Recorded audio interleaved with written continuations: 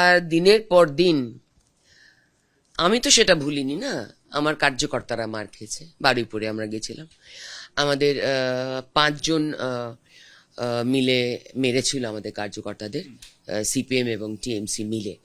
তাদেরকে অ্যারেস্ট করানোর জন্য ওদের ঘোষালপুর বাড়িতে আমাকে 2-3টে রাত থাকতে হয়েছিল।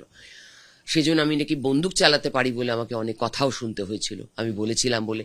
কিন্তু ওখানকার পুলিশে তো আমাকে বলেছিল যে আপনার সিআরপিএফ, তখন আমি অলরেডি এমপি হয়ে গেছি, তো কারণ তার আগে মারধর খেয়েছি বলে আমাকে সিআরপিএফ দেওয়া হয়েছিল। তো ওখানকার পুলিশই তো আমাকে এসে ভয় দেখিয়েছিলেন রাত্রেবেলা। এতগুলো মানে 100 লোক দাঁড়িয়েছে, তাদের সামনে আমাকে বলেছিলেন যে আপনার সিআরপিএফ তো বন্দুক চালাতে পারবে না, কারণ আমরা পারমিশন না দিলে আপনাকে রক্ষা করবে কে। তো এই দিনগুলো তো আমি ভুলিনি।